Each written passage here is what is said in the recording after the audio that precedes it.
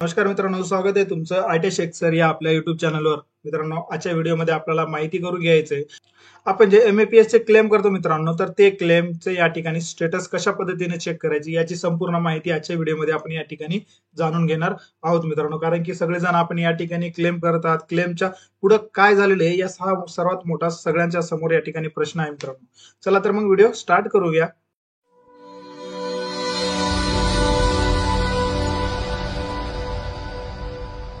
मित्रांनो, आपण जे एमएपीएस अंतर्गत क्लेम करतो मित्रांनो, त्याचा स्टेटस आपल्याला फक्त 2 मिनिटात चेक करता येतो मित्रांनो.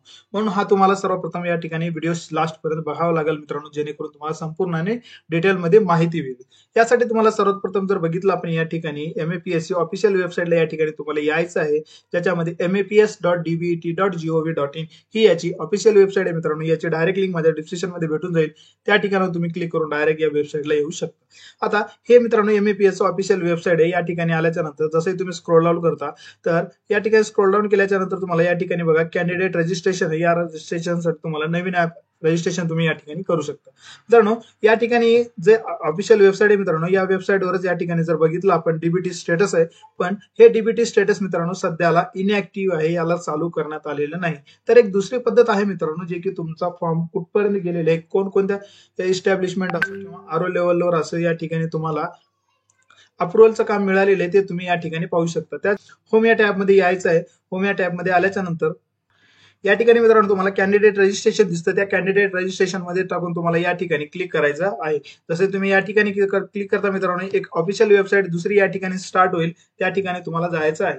आता या ठिकाणी अशा प्रकारचा काही इंटरफेस दिसेल मित्रांनो. आता या ठिकाणी आपण ऑलरेडी क्लेम फॉर्म भरलेले, म्हणून या ठिकाणी तुम्हाला लॉग इन बटन या ठिकाणी क्लिक करून घ्यायचं आहे. जसे तुम्ही या ठिकाणी लॉग इन करता मित्रांनो, काही लॉग इन डॅशबोर्ड अशा प्रकारचा तुमच्या समोर या ठिकाणी ओपन होईल, ज्याच्यामध्ये तुम्हाला या ठिकाणी इंटर युजर नेम मध्ये टाकायचं मित्रांनो तुमचा अप्रेंटिसशिपचा रजिस्ट्रेशन नंबर, जो ए याच्यापासून चालू होतो तो या ठिकाणी तुम्हाला फिल करून घ्यायचा आहे. त्याच्यानंतर या ठिकाणी जो तुम्ही पासवर्ड ठेवलेले मित्रांनो, तो पासवर्ड टाकून या ठिकाणी कॅप्चा जसाचा तसा फिल करून तुम्हाला या ठिकाणी लॉग इन बटनवर या ठिकाणी तुम्हाला क्लिक करायचं आहे. जसे तुम्ही लॉग इन बटनवर क्लिक करता मित्रांनो, तर तुमचा पुढचं स्टेटस या ठिकाणी दिसणार आहे. म्हणून या ठिकाणी चला तर मग या ठिकाणी मी आता फटाफट लॉग इन करून घेतो. जसे तुम्ही या ठिकाणी लॉग इन करता मित्रांनो, काही अशा प्रकारचा इंटरफेस तुमच्या समोर त्या ठिकाणी दिसेल, ज्याच्यामध्ये तुमचं क्लेम मॉडेल, त्याच्यानंतर एम्प्लॉयमेंट डिटेल्स आणि चेंज पासवर्ड या ठिकाणी तुम्हाला करता येईल. ज्याच्यामध्ये आपण या ठिकाणी डॅशबोर्ड मध्ये आल्याच्या नंतर तुमचा या ठिकाणी क्लेम नंबर दिसतो मित्रांनो, त्या क्लेम नंबरला तुम्हाला या ठिकाणी क्लिक करून घ्यायचं आहे. जसं या ठिकाणी तुम्ही क्लेमला या ठिकाणी क्लिक करता मित्रांनो, तुमचं जे काय प्रोफाईल आहे ते प्रोफाईल तुमच्या या ठिकाणी समोर येणार आहे.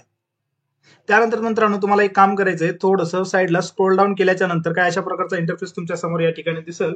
या ठिकाणी जर बघितलं मित्रांनो, तर तुम्हाला या ठिकाणी दिसून येईल अप्रेंटिसशिप क्लेम हिस्ट्री, म्हणजे तुम्ही आतापर्यंत या ठिकाणी किती वेळेस क्लेम केलेलं आहे, कशा कशा पद्धतीने क्लेम केलेले आहे आणि किती वेळेस रिजेक्ट झालं, त्या रिजेक्ट होण्याचं कारण या ठिकाणी जर दिसून शो होते मित्रांनो. तर या ठिकाणी बघा, सर्वात प्रथम या ठिकाणी जर बघितलं 1 नंबरला या ठिकाणी, तर सर्व एक क्लेम आपण या ठिकाणी केला होता, ज्याच्यामध्ये इस्टॅब्लिशमेंट करून या ठिकाणी काय केलेले मित्रांनो, या ठिकाणी रिमार्क देण्यात आलेले, ज्याच्यामध्ये जर बघितलं आपण रिमार्क बघा, bank statement 12th month to be uploaded with highlighted.